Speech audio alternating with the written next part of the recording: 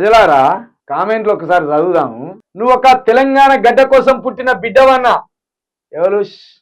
Shailaja, IRPA.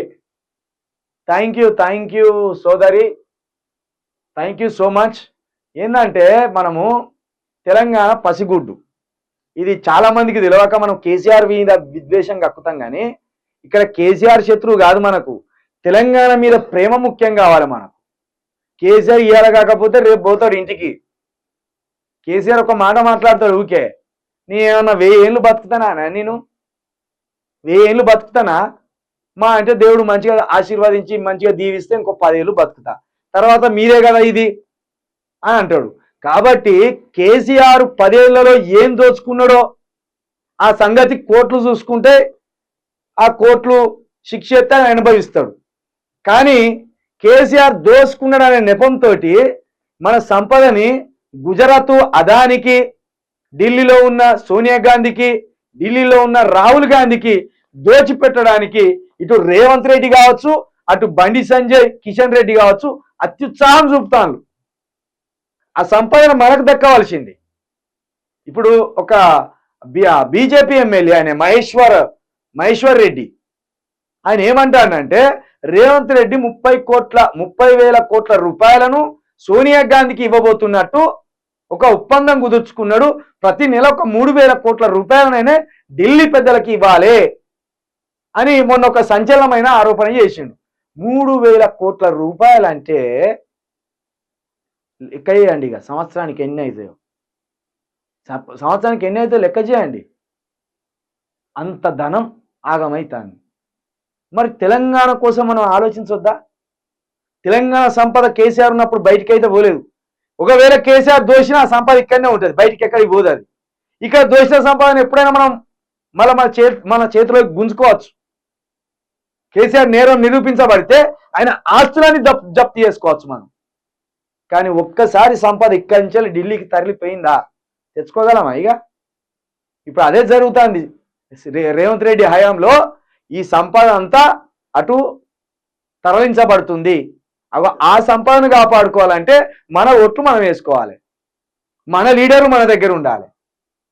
మన ఇంట్లో దొంగలు ఎప్పుడైనా పట్టుకోవచ్చు. మనం దొరికిన రోజు వాయిల్ బారి అనుకొని 4 చంపితే మొత్తం కక్కుతాడు.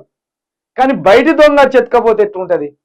ఇంకా సంపద మన దగ్గరికి రాదిగా. అటే ఇప్పుడు దొంగలను బలవంతులను చేసే పనిలో ఉన్నాం మనం. మన రేవంత్ రెడ్డి అటున్న గుజరాత్ అమిత్ షా మోడీని, ఇటున్న ఢిల్లీ సోనియా గాంధీ రాహుల్ గాంధీ వాళ్ళను బలవంతులను చేసి మనల్ని బలహీనులను చేసి వాళ్ళ దగ్గర ఇట్లా నమస్కారం పెట్టి, అయ్యా మీరు ఎంత ఇస్తే అంతే అయ్యా, మీరు ఏది ఇస్తే గదే తీసుకొచ్చుకుంటూ బతుకుతామయ్యా అనే కాడికి వచ్చింది మన పరిస్థితి. అదే కేసీఆర్ ఉన్నప్పుడు మనం బలవంతులం. అరే మీకు ఏ ట్యాక్సులు కట్టాలి చెప్పుర్రి, మీ ట్యాక్సులు మీకు కట్టేస్తాం, మా జోలికి వస్తే శమడాలు ఇస్తాం. ఆ గర్వం ఉండేది మనకు. 5 నెలల్లో అదే నచ్చి ఇక్కడ తిష్టేసిందా అంటే ఎవరి వైఫల్యం అది? ఎవడు తీసుకొచ్చింది ఇక్కడికి ఆయనను? అది మాట్లాడద్దా మనం? కాబట్టి తెలంగాణ కోసం మీరు కూడా తెలంగాణలో ఉన్నారు శైలజ గారు. తెలంగాణ కోసమే బతకాలి మనం. తెలంగాణను ఇంకా స్థిరంగా బలంగా ఈ దేశంలో నెంబర్ 1 ఉండాలి. అట్టుండాలంటే మన బిడ్డలు తెలంగాణ కోసమే, తెలంగాణ ఊపిరిగా బతకాలి మన యువకులు. గుజరాత్ ఓడిచ్చిన నినాదమో, ఢిల్లీ ఓడిచ్చిన నినాదమో, జై బీజేపీ, జై కాంగ్రెస్, ఇది కాదు. జై తెలంగాణ. తెలంగాణే మన ఊపిరిగా బతకాలి. అప్పుడు కానీ మనం నిలబడతాం. శుభోదయం. నేను నా దేశాన్ని నా ధర్మాన్ని కాపాడే నాయకునికి ఓటు వేశాను. మరి మీరు? మేమేమా?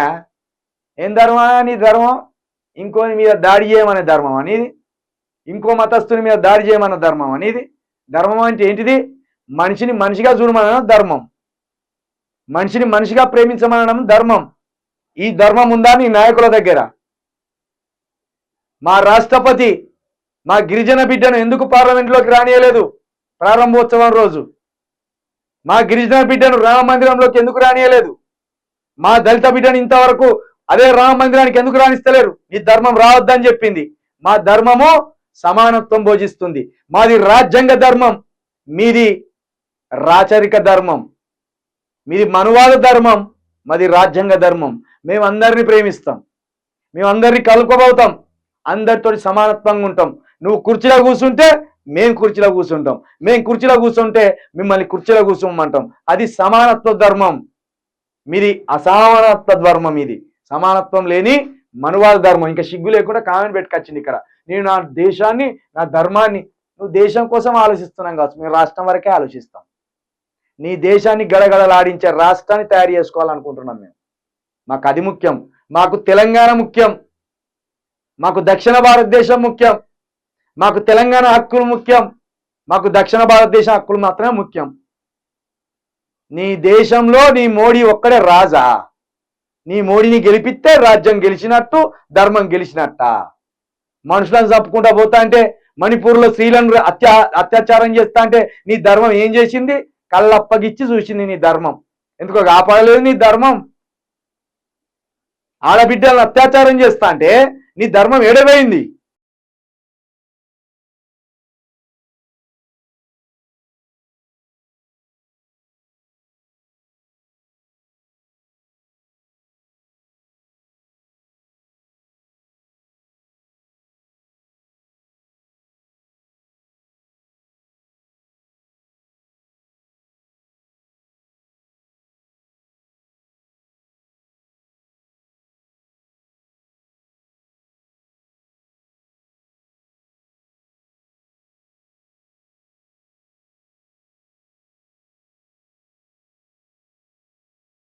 ఏమని వచ్చింది అక్కడ కామెంట్?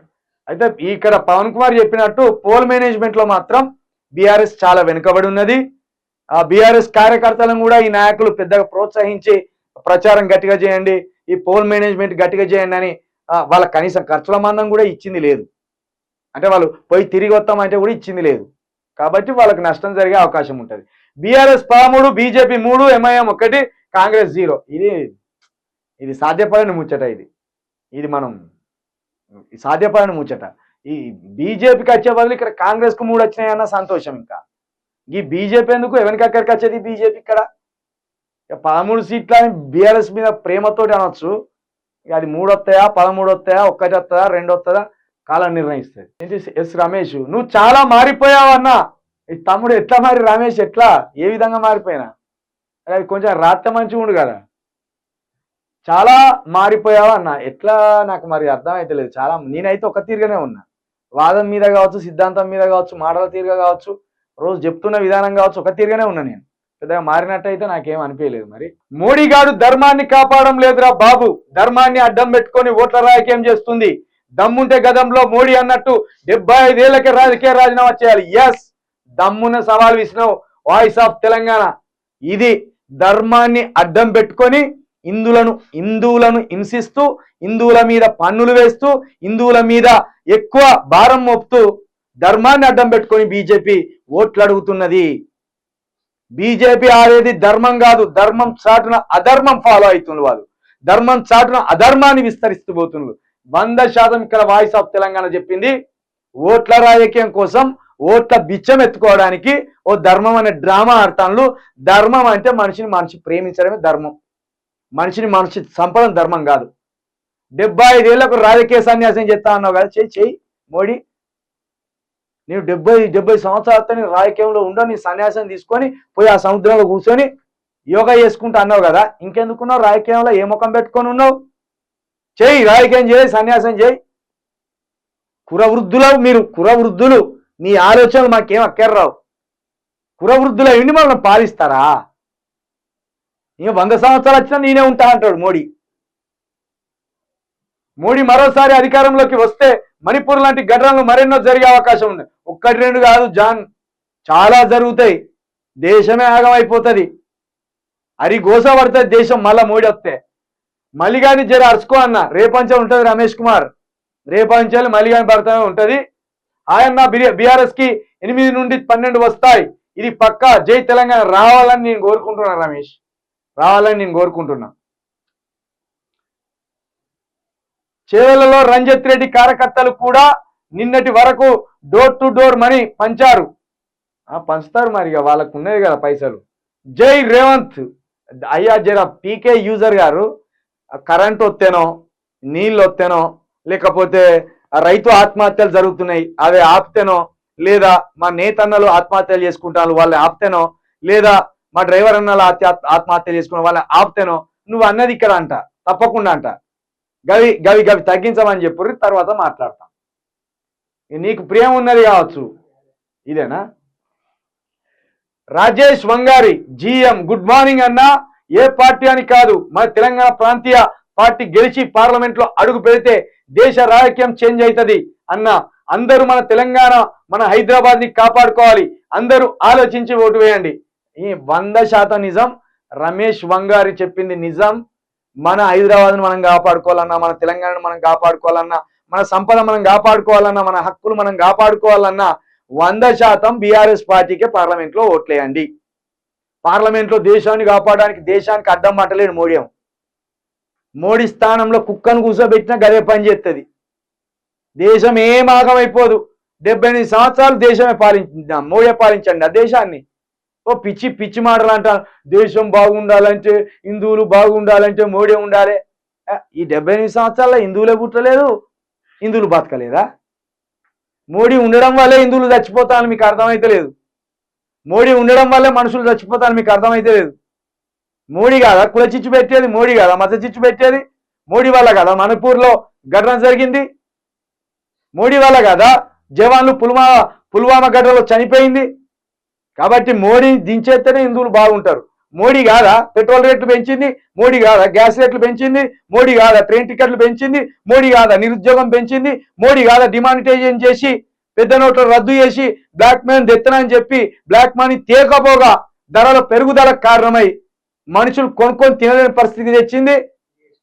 జిఎస్టీ వేసింది మోడీ కాదా? గుండు బినీస్ మీద జిఎస్టీ వేసిండి ఆ మోడీ. ఇంకా మళ్ళా మోడీ రావాలి, గోడీ రావాలి అని పిచ్చి పిచ్చి మాటలు. కాబట్టి ప్రజలారా, మోడీని తరిమి కొట్టండి. తెలంగాణలో మోడీకి ఒక్క సీట్ ఇచ్చిన వాడు తెలంగాణ ద్రోహే. తెలంగాణలో మోడీకి ఒక్క సీట్ ఇచ్చిన వాడు తెలంగాణ ద్రోహే. తెలంగాణ ఆగం చేసుకోవాలని చూస్తున్నటువంటి వాడు. కాబట్టి ప్రజలారా, ఇగో సమయం 9 అవుతుంది. నేను కూడా ఈరోజు ఓటు వేయడానికి మా వరంగల్కు వెళ్తున్నా. దయచేసి ప్రాంతం బలం కోసం, ప్రాంతం శ్రేయస్సు కోసం, ప్రాంతం స్థిరత్వం కోసం, ప్రాంతం సంపద కోసం మీ ఓటు హక్కును వినియోగించుకోండి. బీఆర్ఎస్ పార్టీలో కేసీఆర్ దుర్మార్గుడని, కేటీఆర్ ఇవన్నీ పట్టించుకోకుర్రా. అట్లా తీసుకుంటే మోడీ రాజకీయ హంతకుడే బాబు. కాళ్ళు లేని వాళ్ళని తీసుకుపోయి జైలు వేసిండు. కాళ్ళు లేని వాళ్ళను 80 సంవత్సరాలు దాటిన వాళ్ళు అందరినీ జైలు వేసి ఒక రాజకీయ హంతకుడిగా పేరు తెచ్చుకున్నాడు మోడీ. కేసీఆర్ రాజకీయ హంతకుడు కాదు. ప్రజాస్వామ్యానికి కాస్త కూస్తో లోబడే పనిచేస్తాను. దాని అన్నిటికంటే ముందుగా కేసీఆర్ ఎందుకు మెచ్చుకోవాలంటే తెలంగాణ అనే రాష్ట్రాన్ని సాధించిండు. తెలంగాణ రాష్ట్రాన్ని 10 సంవత్సరాల్లో ఈ దేశంలో అరే జై తెలంగాణ అనే వరకు తీసుకొచ్చింది. కాబట్టి నేను ఆ విషయంలో కేసీఆర్ ని మద్దతు పలుకుతా. కాబట్టి మీరు కూడా బీఆర్ఎస్ పార్టీకి ఓటేస్తే తెలంగాణ ప్రాంతానికి ఓటేసినట్టు అనేది మరొకసారి గుర్తుంచుకొని ఈ తెలంగాణ స్థిరత్వం కోసం, సంపద కోసం గట్టిగా నిలబడే వాళ్ళను, నాయకులను ఎన్నుకోవాలని మరొకసారి మీ అందరికీ విజ్ఞప్తి తెలియజేస్తూ ఇది ఇవాల్టి మార్నింగ్ న్యూస్.